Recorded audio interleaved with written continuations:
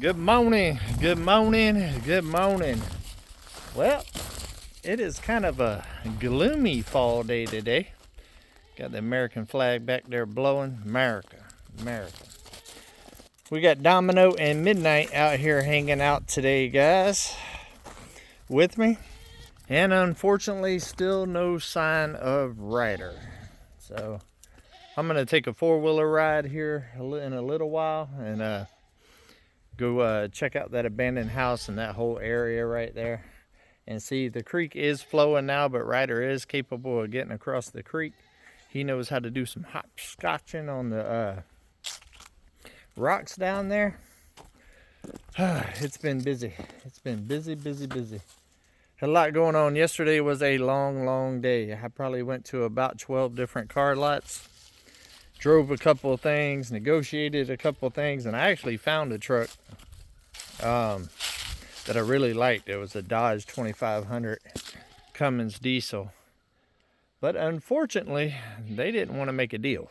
I went to several different car lots yesterday and got a price on what they would give me for my Chevy. And out of all of the car lots, that last one where I actually found a truck that I felt like would fit my needs with the low miles and all of that other stuff, they was $6,000 less than anybody else on my trade-in and would not budge at all. And that was the lowest price, $6,000 from the lowest price that I got from anybody else. I actually had a couple that were about $3,000 or more above that. So in all reality, like $9,000 on those. And I just told them, I said, apparently y'all don't want to sell a truck because you've lost your mind if you think I'm just going to let you just take me like that. Not today. Not today. It's a nice day though. I'm excited today though, guys. We got big news. Big news. Today. I've actually got a meeting here in about an hour and a half with my neighbor. We are actually going to go walk that 10 acres today and start discussing it a little bit further. I believe that we are moving towards that direction that he is wanting to sell. I've been waiting on him to come up with a final decision if he wants to. And he's been discussing it with his wife and all of that. And today we're actually going to walk the property, and I'm sure we'll end up talking a lot more details about it, like price and stuff like that. I've actually already went to the bank last week and talked to the VP of the bank. He's a buddy of mine, and kind of started getting my ducks in a row to be able to get that. So hopefully today we'll be able to work out a deal. I couldn't work out a deal yesterday with the truck, but I was able to work out a deal. Hopefully I'll be able to work out a deal with him on that. It's not something I have to have, but it sure would be nice to have. Just because that part of his property is the whole backside of my property that keeps me from the national forest behind me. And if I can get this land, then I own all the way to the national forest, which means I have a huge playground back there in the back where I can go hike, explore, and all that other stuff, and I wouldn't have to cut across anybody's property to actually get to it. And I also think that it will make a phenomenal difference in my hunting area, because I want to put the hunting area on the other side of the power lines back there, and then put it to where when they come out of the national forest and stuff, they come into my property. And I have a feeling that it will allow for a lot bigger game and a lot more plentiful game. That's the main reason I'm wanting that, is for one, that way I own all the way behind me and I ain't never got to worry about anything going on back there. And also to have a nice, good, quiet, undisturbed hunting spot to be able to harvest, food throughout the season, whatever season it might be. So looking forward to that. Looking forward to getting to know him a little bit better. I have spoke with him numerous times since I've been here and there. He's a busy guy. He does a lot of work in here and there, and he travels a lot, so we don't get a chance to get up very much. So it'll be good to kind of get to know him a little bit better and stuff. I really like knowing my neighbors around me and stuff like that, even though they're way away. It's still good to know. Look at that. Remember I showed y'all just a couple of days ago my favorite tree here in the yard? Look at it. All the leaves already fell just a couple days. And look, old Coco, all the other ones are in, and the electric fence is working like it's supposed to. Coco is just one hard-headed goat, guys. Coco don't care if Coco gets shocked. Coco will still get through. The fences kept all of them in just fine. And Coco is always the one that gets out. Always. Ain't that right, Coco? Huh? Oh yeah, you know you ain't supposed to be out, huh? You know you ain't supposed to be out here. Coco.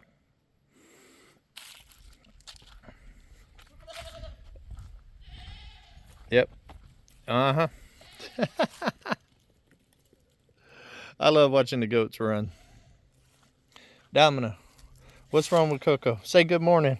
Good morning. Good morning. You've been waiting to say good morning. Midnight. What are you doing? Hey. What are you doing? Where's Ryder at, buddy? You've been very vocal. I know you miss him, huh? Tell me we haven't came a long ways with Midnight, guys. This right here, 6 months ago, would have been unheard of. But now Midnight likes a little bit of attention. But only when she wants it, huh? Only when you want the attention. Huh? Yeah. We came so far. Yes, we have. Yes, we have.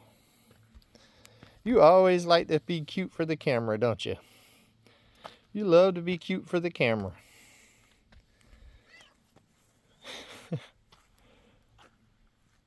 What are you doing? What are you doing? What are you doing? Do you want to say good morning? Say good morning. Good morning. You are getting filthy. You are getting filthy. Midnight. What are you doing? What are you doing?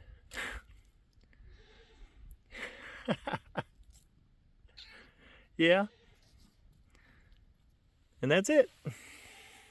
That's it, huh? That's all you wrote. You dirty now.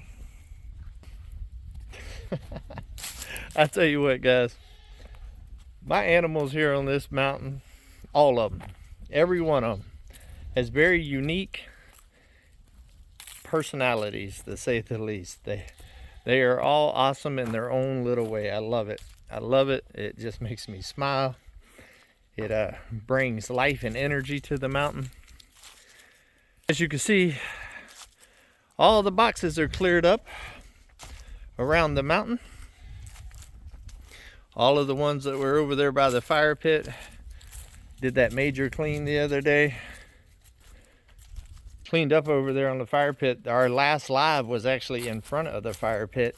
Had a nice little fire going on, being that it's dark now before the end of my live. I decided to do a little fire, and thought it'd be a nice setting, something different than being in the tiny house with my bed in the background and all. And it was actually officially the first fire for fall this year.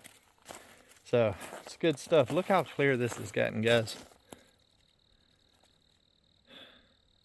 We are going to be getting Uber in here soon and clearing out this area and running the fence to the other fence that runs across the top, and then coming back up the hill over there here real soon.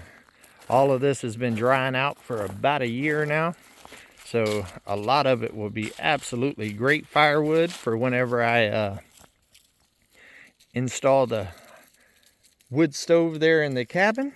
And then some of it's pine that should be able to be used for milling or burning outside in the fire pit behind me. But if you look right across the top right there is Mount Magazine. Wants to focus on my thing. But yeah, it's definitely going to be a lot clearer to do some of this land clearing with fall and winter, because it is nowhere near. You couldn't even see through there before, and now it's like a clear. And I'm going to try to leave all the big trees and just get rid of all this undergrowth. That way it's healthier and everything can grow a lot better. Don't want to get rid of too much of it. But what else do we got going on? Been working on the inside of the tiny house some. Y'all be seeing that probably in the next video or two on Come On Homesteading. Working on the closet and a couple other odds and ends stuff. I've got a video coming out today on Come On Homesteading. Some of the stuff that I've been doing around here. Good video. It's actually uploading to YouTube right now as we speak, so definitely be on the lookout for that on the main channel. Today, Come On Homesteading. Look at the yard goat over there eating grass. I'm not gonna lie, it bothers me, but it doesn't bother me that Coco gets out, because Coco's got a lot of personality, guys. And I sit out here and watch her, and she just runs and plays and jumps and eats and just repeat. And then she goes over there and sleeps by them at night. You can hear Chanel. As soon as Chanel sees me, she wants food. It doesn't matter what time of the day, if she's got food or not. She's always got something to say. And oh yeah, rabbits are doing good. Somebody asked me about that in the comments the other day. The rabbits are good. No babies. So I guess we'll have to try again. Yeah, but all in all, not too bad. Looks like we got a basketball over here. Must be one of the kids done brought it up. Nope, it's a soccer ball. It's actually a volleyball, I should say. Kids must have been playing with it when Mike and them was up here. Look.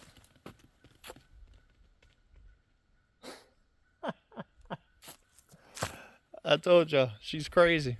Coco is crazy. Y'all want to play some volleyball? I bought a badminton volleyball net and stuff for the Freedom Weekend. And something done moved it all the way across the yard, because it was all the way over there in the shed.